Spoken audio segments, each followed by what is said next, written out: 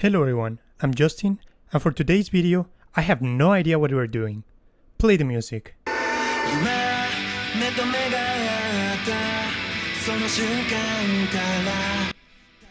I just finished watching this anime called Sonny Boy. So these are a few thoughts and ideas I had in my mind on what the show is about, how I felt watching it, and my overall experience. I come here without reading anything else, no plot explanations, analysis or anything. Just my overall understanding after finishing the 12 episode run. The premise of this show starts in a really simple way. A bunch of students are transported to a void and are given superpowers. But this premise gets thrown out of the window from episode 2, and to be honest, I'm really not sure what the show is about. So hopefully by the end of this video I can get my ideas straight.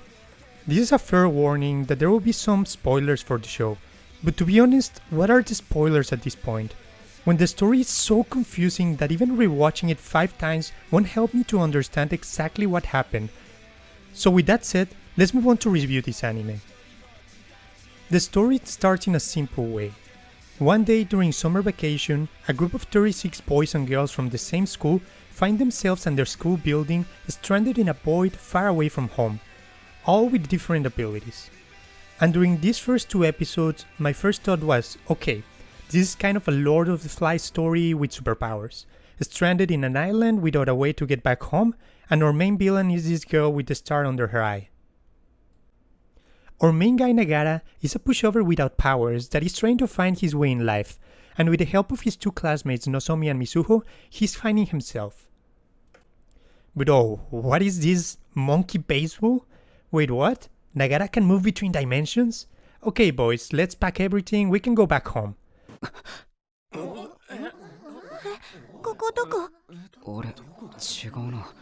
Of course he cannot control his power. But anyway, how is our main villain doing? Wait, who's that? I guess our main villain just changed from the star girl to the big boob teacher, and she just got the guy with Superman powers on her side. And apparently she's also a student? Keep in mind, this is the only time that we will ever mention this or make any reference about this in the show. I guess the author simply forgot about this plotline. Every time I thought I was getting the hang of it, the anime completely changes its premise. I guess now we're doing the Nagara goes to different worlds to find clues on how to get back to home. Wait guys, I think we found a way to get back home. Just use this movie projector and everything should be okay.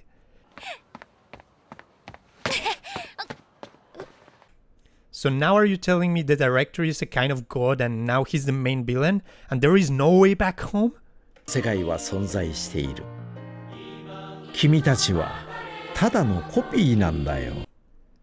I swear to God, it was plot twist after plot twist. Whenever I thought I was understanding the plot, they completely changed direction and it felt so frustrating because I was enjoying this show so much at the beginning. The first episode felt incredible, interesting premise, the powers were cool and while some would say overpowered, when everybody is overpowered, nobody is. The human interactions were there and the art, oh my god, the art. Some really high highs and the lows had their uniqueness to it that even the laziest drawings didn't look out of place in this type of show.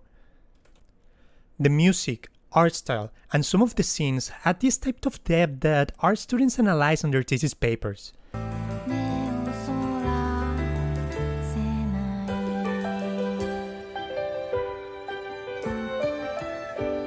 That last episode scene where they are traveling through different dimensions in a straight line is no joke one of my favorite scenes in the anime.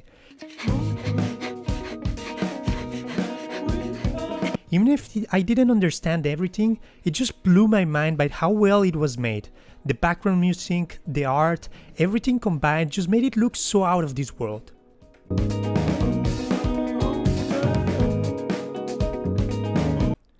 But after finishing the 12 episode run, I ended up as confused as I was when I started. I had so many questions that never got an answer. They never really fought the villains, they just kind of stay there. So what happened to them? Why did the director need that revolver if he never uses it? Why did the teacher have a skirt? If the delivery powers were from the cats, what was Mizuho's real power? Why were there 2 compasses at the end? What happens to the other students? I guess this last one gets explained at the end, but it was kind of unfulfilling. So many questions with no answers. At the end of the day, I guess my interpretation of everything was that this was kind of a metaphor for something. Maybe about Nagara's student life and finding himself coming from somebody who is lost in life, drifting away from world to world, trying to find what he's good at.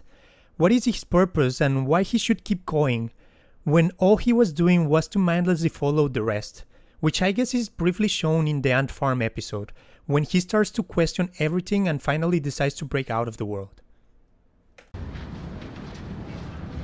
君は知っていたのか。二つ星によろしく。 But even with this interpretation, I still feel like I'm missing something.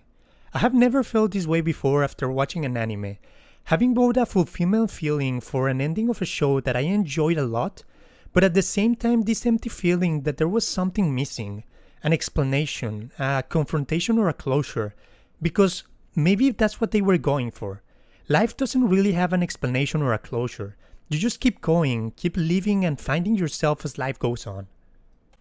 But oh my god, I hate that guy. He ends up with Nozomi? Really? I will never forgive the creator for this one.